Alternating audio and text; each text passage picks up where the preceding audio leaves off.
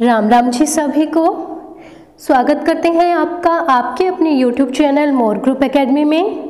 लेकर आए हैं आपके लिए टॉपिक वाइज वन लाइनर क्वेश्चनों की सीरीज जो आपके लिए बहुत ही हेल्पफुल होने वाली है।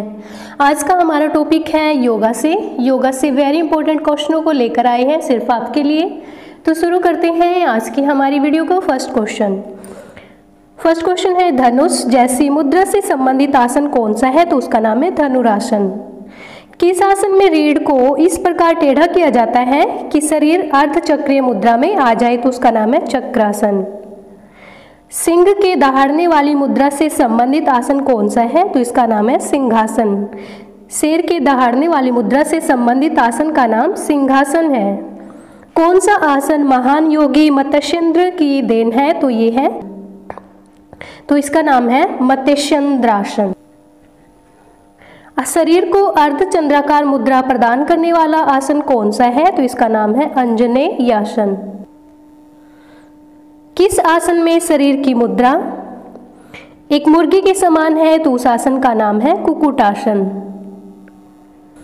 किस आसन में शरीर की मुद्रा एक मोर की भांति होती है? तो इसका नाम है मयूरासन। कौन सा आसन हनुमान आसन कहलाता है? तो इसका नाम है वीरासन। योग शब्द की उत्पत्ति किस भाषा के शब्द से हुई है? तो ये हुई है संस्कृत भाषा के शब्द से। योग संस्कृत की किस धातु से बना है? तो ये बना है युज धातु से। संस्कृत में युज शब्द का क्या अर्थ है? तो इसका अर्थ है जोड़ना, गठबंधन करना और अपना ध्यान केंद्रित करना। योग किस लक्ष्य को प्राप्त करने का एक रास्ता है? तो योग मोक्ष को प्राप्त करने का रास्ता है। आगे चलते हैं। भगवत गीता में किस योग पर बल दिया गया है? तो ये कर्म योग पर बल दिया गया है भगवत गीता में। योग का मुख्य उद्देश्य क्या है? तो मन पर नियंत्रण करना योग का मुख्य उद्देश्य है। शरीर, मन और आत्मा की शुद्धि के लिए योग के कितने चरण बताए गए हैं? तो योग के 8 चरण बताए गए हैं शरीर, मन, आत्मा की शुद्धि के लिए। परहेज या बचाव से संबंधित योग कौन सा है? तो इसका नाम है यम। यम के नियम में क्या सम्मिलित है? तो ये है सत्य, अहिंसा और अस्तेय। सत्य, अहिंसा और अस्तेय यम के नियम में शामिल हैं। आगे करते हैं। अपने प्रति किए गए शारीरिक व मानसिक नियम में क्या सन्निहित है? तो ये है स्वच्छता। मन को पवित्र करने हेतु क्या आवश्यक है? तो मन को पवित्र करने हेतु प्राणायाम आवश्यक है। शरीर में स्थायित्व तथा मन में एकाग्रता लाने के लिए शरीर को विशेष मुद्रा में रखने को क्या कहा जाता है? तो इसका नाम है आसन। इंद्रियों को वश में रखने संबंधी योग का चरण है, तो इसका नाम है प्रत्याहार। ध्यान की प्रकाष्ठा किसमें होती है? तो ध्यान की प्रकाष्ठा समाधि में होती है। आगे चलते हैं। कर्म करने से संबंधित योग कौन सा है? तो इसका नाम है कर्म योग। शारीरिक एवं मानसिक शुद्धि प्राप्त करने से संबंधित योग कौन सा है? तो इसका नाम है राजयोग। शारीरिक एवं मानसिक शुद्धि प्राप्त करने से संबंधित योग का नाम है राजयोग। मन के जागरण तथा केंद्रों को जगाने से संबंधित योग का नाम है राजयोग। मन को स्वच्छ रखने का योग कौन सा है? तो इसका नाम है मंत्र योग। मन को स्वच्छ रखने का योग मंत्र योग है। व्यक्ति को जानते हुए विलय करने का योग कौन सा है? तो इसका नाम है लय योग। आगे चलते हैं। सघन भक्ति करने का योग कौन सा है? तो सघन भक्ति करने का योग है भक्ति योग। धनात्मक शक्ति एवं ऋणात्मक शक्ति, इन दो शक्तियों का परस्पर मिलन है, तो इसका नाम है हठ योग। शरीर को विशेष मुद्रा में रखने की उस स्थिति को क्या कहते हैं जिसमें शरीर को स्थायित्व एवं मन को ठहराव मिलता है? तो ये है आसन। योगासन करने का आदर्श समय कौन सा होता है? तो योगा करने का आदर्श समय प्रातःकाल का होता है। पद्य का क्या अर्थ है? तो पद्य का अर्थ है कमल। पद्मासन को किस अन्य नाम से जाना जाता है? तो पद्मासन को कमलासन के नाम से भी जाना जाता है। आगे करते हैं। महात्मा बुद्ध को बहुधा किस आसन में दर्शाया जाता है? तो महात्मा बुद्ध को पद्मासन में दर्शाया जाता है। वज्रासन को कब किया जाता है? तो वज्रासन को खाना खाने के बाद किया जाता है। किस आसन को दर्जे की सीट कहा जाता है? तो दर्जे की सीट सुखासन को कहा जाता है। कौन सा आसन सांस्कृतिक मुद्रा से संबंधित है? सो स्वासन आसन सांस्कृतिक मुद्रा से संबंधित है। अत्यधिक मानसिक तनाव या दिल की बीमारी के उपचार अथवा शरीर व मन को आराम देने से संबंधित आसन है, तो इसका नाम है शवासन। आगे चलते हैं। किस आसन की आकृति हल से मिलती जुलती है? तो इस हलासन आसन की आकृति हल से मिलती जुलती है। सर्प मुद्रा वाला आसन कौन सा है? तो इसका नाम है भुजंगासन। कुंडलिनी को जागृत करने से संबंधित आसन कौन सा है? तो इसका नाम है भुजंगासन। संपूर्ण शरीर के लाभदायक आसन कौन सा है? तो संपूर्ण शरीर के लिए लाभदायक आसन का नाम है स्वरंगासन। सर्वांगासन का नाम किस भाषा से लिया गया है? तो ये लिया गया है संस्कृत भाषा से। आगे करते हैं। किस आसन को सभी आसनों की जननी माना जाता है? तो सर्वांगासन को सभी आसनों की जननी माना जाता है। जिनके थायराइड में खराबी है, जो टॉन्सिल और गले के अन्य रोगों से पीड़ित हैं, उनके लिए उपयोगी आसन का नाम है स्वरंगासन। टिड्डी मुद्रा से संबंधित कौन सा आसन है? तो उसका नाम है शलभासन। धनुष जैसी मुद्रा से संबंधित आसन का नाम क्या है? तो उसका नाम है धनुरासन। धनुष जैसी मुद्रा से संबंधित आसन का नाम है धनुरासन। किस आसन में रीढ़ को इस प्रकार टेढ़ा किया जाता है जिससे शरीर अर्धचक्रीय मुद्रा में आ जाता है? तो उसका नाम है चक्रासन। मोटापा कम करने के लिए कौन सा आसन उपयोगी है? तो उसका नाम है धनुरासन और मयूरासन करने से मोटापा कम होता है। हृदय रोगियों के लिए कौन सा आसन लाभदायक है? तो श्वासन और सिद्धासन हृदय रोगियों के लिए लाभदायक होता है। श्वास पर नियंत्रण, प्राणों पर काबू पाना एवं श्वास का नियमन करना, ये सभी किसके अर्थ हैं? तो ये है प्राणायाम के। प्राणायाम के मुख्य घटक कौन से हैं? तो प्राणायाम के मुख्य घटक है पूरक, रेचक और कुंभक। पूरक, रेचक और कुंभक प्राणायाम के मुख्य घटक माने जाते हैं। प्राणायाम में श्वास अंदर लेने को क्या कहते हैं? तो इसका नाम है पूरक। प्राणायाम में श्वास बाहर छोड़ने को क्या कहते हैं? तो इसका नाम है रेचक। प्राणायाम में श्वास रोकने को क्या कहते हैं? तो इसका नाम है कुंभक। आगे चलते। किस प्राणायाम में मस्तिष्क के उस भाग को उत्प्रेरित किया जाता है जहां जीवन शक्ति होती है? तो उसका नाम है सूर्य भेदन प्राणायाम। भौरे की गुंजन जैसा संबंधित प्राणायाम कौन सा है? तो इसका नाम है भ्रामरी। प्राणायाम किन रोगियों के लिए उपयोगी है? तो प्राणायाम उच्च रक्तचाप वाले और निम्न रक्तचाप वाले रोगियों के लिए उपयोगी है। आगे चलते हैं। योग का शाब्दिक अर्थ क्या है? तो योग का शाब्दिक अर्थ है जोड़ना। किस ग्रंथ में योग दुख की अवस्था में मुक्ति की स्थिति कहा गया है? तो इसमें ये कहा गया है भगवत गीता में। किस महापुरुष ने योग की चित्तवृत्ति निरोध कहा है? तो ये कथन है पतंजलि के। किस महापुरुष के अनुसार योग समाधि है? तो ये वेद व्यास के कथन है। किस महापुरुष के अनुसार योग कामधेनु है? तो ये कहा है डॉक्टर संपूर्णानंद ने। योग प्रक्रिया में कितने चरण हैं? तो योग प्रक्रिया में 8 चरण हैं। आगे चलते हैं। योग सूत्र की रचयिता कौन है? तो योग सूत्र की रचयिता है महर्षि पतंजलि। योग का प्रचलित रूप है? तो योग का प्रचलित रूप है अष्टांग। अष्टांग के पहले 5 अंग माने जाते हैं, तो वो है बाह्य साधन। अष्टांग के पहले 5 अंग बाह्य साधन माने जाते हैं। अष्टांग योग नहीं है, तो ये है अभ्यास। अभ्यास अष्टांग योग का नाम नहीं है।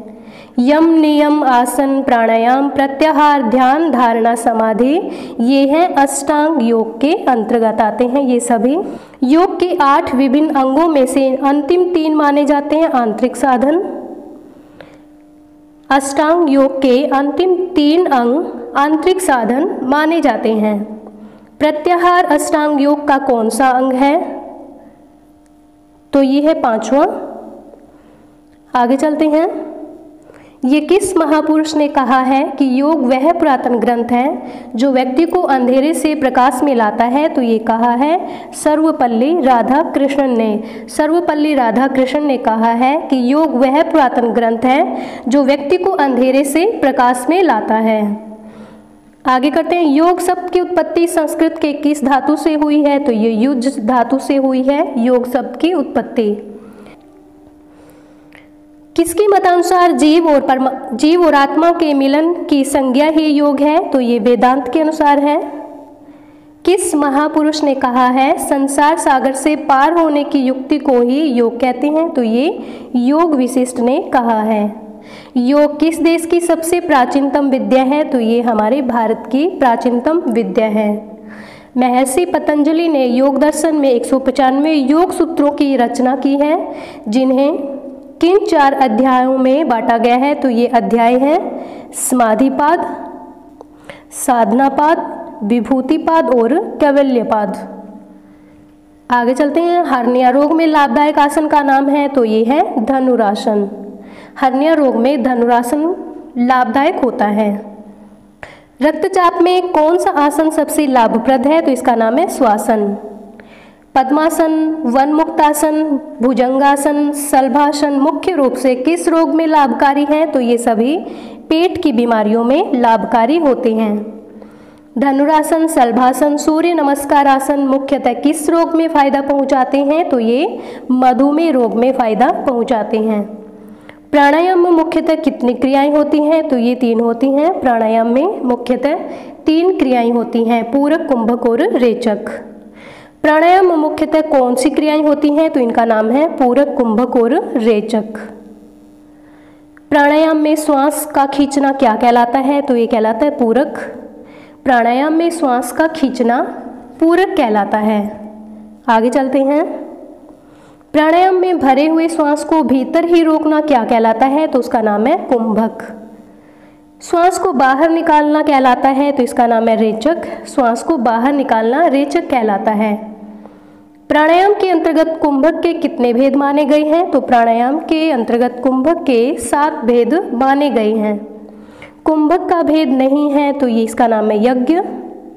प्राणायाम के अतिरिक्त षट कर्म में कितनी क्रियाएं मानी गई हैं? तो ये 6 मानी गई हैं। आगे चलते हैं, नेति, धोती, बस्ती, नोली, त्राटक और कपालभाति क्रियाएं किसके अंतर्गत आती हैं? तो ये षट कर्म के अंतर्गत आती हैं सभी क्रियाएं। नेति, धोती, बस्ती, न्योली, त्राटक और कपालभाति।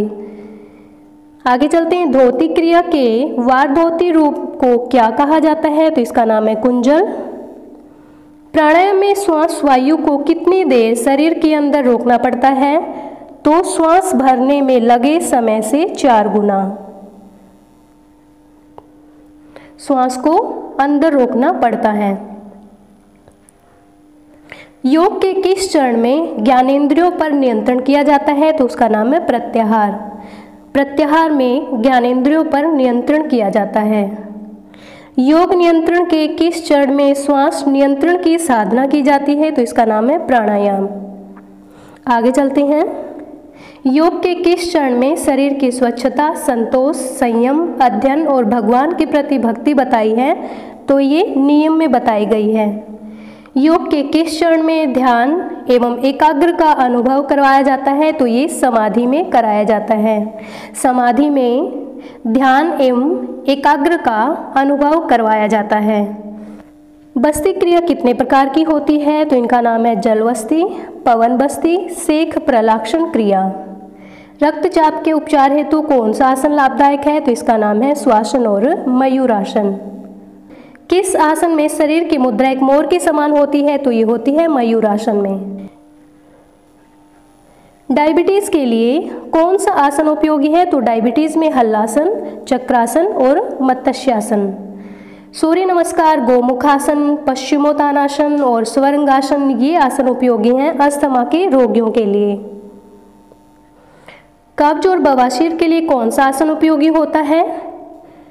तो चक्रासन, धनुरासन, वज्रासन, सर्पासन और हल्लासन ये सभी कब्ज व बवासीर के रोगियों के लिए उपयोगी आसन हैं। कमर दर्द के रोगियों के लिए कौन सा आसन लाभदायक होता है? तो इसका नाम है स्वरंगासन। कमर दर्द के रोगियों के लिए स्वरंगासन लाभदायक होता है। नेत्र रोग के रोगियों के लिए कौन सा आसन लाभकारी है? तो इसका नाम है शीर्षासन और स्वरंगासन नेत्र रोग के रोगियों के लिए लाभकारी माना जाता है। पेट में बनने वाले गैस के लिए कौन सा आसन उपयोगी होता है? तो इसका नाम है पवन मुक्तासन, धनुरासन और चक्रासन। सभी आसन पेट में बनने वाली गैस के लिए लाभदायक होते हैं। नेत्र रोग के रोगियों के लिए कौन सी नेति लाभकारी होती है? तो इसका नाम है जल नेति और घृत नेति। नौली और प्राणायाम किसके लिए अधिक उपयोगी है? तो गैस की समस्याओं को दूर करता है एवं पाचन में सहायता करता है। आगे चलते हैं। दमे के रोगी के लिए षटकर्म की कौन सी क्रियाएं सहायक सिद्ध होती हैं? तो इनका नाम है द्योति, नौली और कपालभाति। खाना खाने से पहले करने वाला आसन है ये है चक्रासन। मानसिक तनाव को दूर करने से संबंधित आसन का नाम है प्राणायाम, श्वासन और स्वरंगासन। किस आसन को सभी आसनों की माता कहा जाता है? तो स्वरंगासन को सभी आसनों की जननी कहा जाता है। आगे चलते हैं।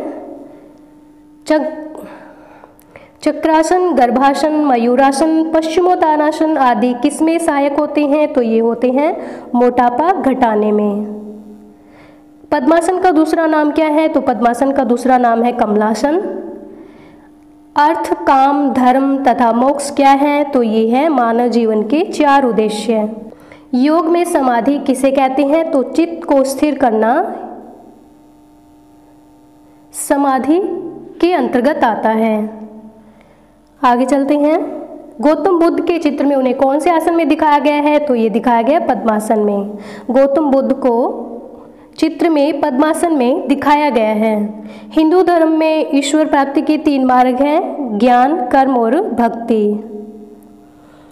न्योली आसन किस प्रकार के व्यक्ति को नहीं करना चाहिए? तो ये हृदय रोग और उच्च रक्तचाप वाले व्यक्तियों को न्योली आसन नहीं करना चाहिए। किसी वस्तु को बिना पलक झपकाए या बिना पुतलियों को हिलाए लगातार एकटक देखना क्या कहलाता है? तो इसका नाम है त्राटक। कुंजल क्रिया कब करनी चाहिए? तो कुंजल क्रिया को खाली पेट करना चाहिए। हल्के आकार का कौन सा आसन होता है? तो इसका नाम है हल्लासन। बैठकर करने वाला कौन सा आसन नहीं है? तो बैठकर करने वाले आसन का नाम नहीं है चक्रासन। खड़े होकर करने वाला कौन सा आसन होता है? तो खड़े होकर करने वाले आसन का नाम है नटराज आसन। मुर्गे की तरह दिखने वाले आसन का नाम है कुक्कुटासन। आगे करते हैं। कुंभाका, वीरभद्रासन, उत्कटासन, चंद्रासन, पदंगोस्तासन आदि किस प्रकार के आसन हैं? तो ये खड़े होकर करने वाले आसन हैं। श्वासन, मत्स्यचंद्रासन, पद्मासन, पश्चिमोत्तानासन, मेरुदंडासन, सुखासन आदि आसन किस प्रकार से करने वाले हैं? तो ये सभी बैठकर करने वाले आसनों के नाम हैं। श्वासन, हल्लासन, भुजंगासन आदि किस प्रकार से करने वाले आसनों के नाम हैं? तो ये लेटकर करने वाले आसनों के नाम हैं। आगे चलते हैं। आंत की बीमारियों के लिए कौन से आसन अपनाए जाते हैं? तो इनका नाम है गर्भासन, बड़ा हस्त पदासन और सूर्य नमस्कार। कान के दर्द के निवारण के लिए कौन सा आसन उपयोगी है? तो इनका नाम है सिद्धासन और अर्ध मत्स्यनासन। पुराने अस्थमा, खांसी, सांस लेने में कठिनाई आदि के उपचार के लिए कौन सा आसन उपयोगी सिद्ध होता है? तो इनका नाम है मत्स्यासन और शलभासन। आगे करते हैं। अतिसार के उपचार के लिए कौन से आसन उपयोगी हैं? तो इनका नाम है पद्मासन और कुक्कुटासन। मत्स्यासन, स्वरंगासन, सुप्त वज्रासन किस प्रकार के रोगी के लिए उपयोगी होते हैं? तो ये हर्निया के रोगी के लिए उपयोगी होते हैं। लेप्रोसी कोढ़ को दूर करने के लिए कौन सा आसन उपयोगी है? तो इनका नाम है पद्मासन, मत्स्यचंद्रासन, सिद्धासन और गोमुखासन। सभी आसन कोढ़ को दूर करने के आसन हैं। उस आसन को क्या कहते हैं जिसमें शरीर चक्रीय मुद्रा में आ जाता है? तो उसका नाम है चक्रासन। आगे करते हैं। टिड्डे नामक कीड़े से मिलता जुलता मुद्रा वाला आसन क्या कहलाता है? तो इसका नाम है शलभासन। आगे चलते हैं। सुरंगासन में संस्कृत शब्द सर्वांग का क्या अर्थ है? तो इसका अर्थ है सभी अंग। भुजंगासन में किस जंगली जानवर की मुद्रा बनती है? तो ये सर्प के जैसी बनती है भुजंगासन में स्थिति। वह आसन जो कि ध्यान व जप के लिए लाभदायक है, जिसे मृत्यु आसन भी कहा जाता है, तो इसका नाम है पद्मासन। पद्मासन में पद्म का शाब्दिक अर्थ है, तो इसका नाम है कमल। आगे करते हैं। ग्रीस के लोग किस सिद्धांत में विश्वास करते थे? तो ग्रीस के लोगों का कहना था कि स्वस्थ शरीर में ही स्वस्थ मस्तिष्क निवास करता है। प्राण जो संस्कृत शब्द है जिसका शाब्दिक अर्थ है आवश्यक शक्ति। शरीर में रहने वाली आवश्यक शक्ति को उत्प्रेरित करना एवं शारीरिक शक्ति को नियमित तथा संतुलित बनाना किसके उद्देश्य हैं? तो ये सभी प्राणायाम के उद्देश्य हैं। आगे करते हैं। आसन किन किन मुद्राओं में किया जाता है? तो आसन लेटकर किया जाता है, बैठकर किया जाता है और खड़े होकर किया जाता है। आगे चलते हैं। योग करने के लिए सबसे सही और आदर्श समय कौन सा है? तो ये है प्रातःकाल का। इंद्रियों को वश में करने वाला योग है प्रत्याहार। मन को स्वतंत्र रखने वाले योग का नाम है मंत्र योग। व्यक्ति को जानते हुए विलप करने का योग है भक्ति योग। मन को पवित्र करने हेतु क्या आवश्यक है? तो मन को पवित्र करने हेतु प्राणायाम आवश्यक है। पुरानी कब्ज के उपचार हेतु उपयोगी आसन का नाम है हल्लासन। आगे चलते हैं। योगी मत्स्येंद्र की देन है, तो इसका नाम है मत्स्येंद्रासन। हनुमान आसन कहते हैं वीरासन को। टीबी व दमा के रोगियों के लिए कौन सा आसन उपयोगी होता है? तो इसका नाम है शीर्षासन और स्वंगासन। आधी चांद वाली मुद्रा वाला आसन होता है मत्स्येंद्रासन। किस आसन के 3 अक्षर शिव, इंद्र और शुक्र ग्रह के घोतक है? तो ये शलभासन के। रक्त की अशुद्धता को दूर करने के लिए उपयोगी आसन का नाम है कुक्कुटासन और शीर्षासन। योग के 8 चरणों में सामाजिक अनुशासन के नाम से जाना जाता है यम। योग के 8 चरणों में व्यक्तिगत अनुशासन के नाम से जाना जाता है नियम। आज के लिए इतना ही। मिलते हैं नेक्स्ट वीडियो में। तब तक के लिए आप सभी को मेरा प्यार भरा राम राम।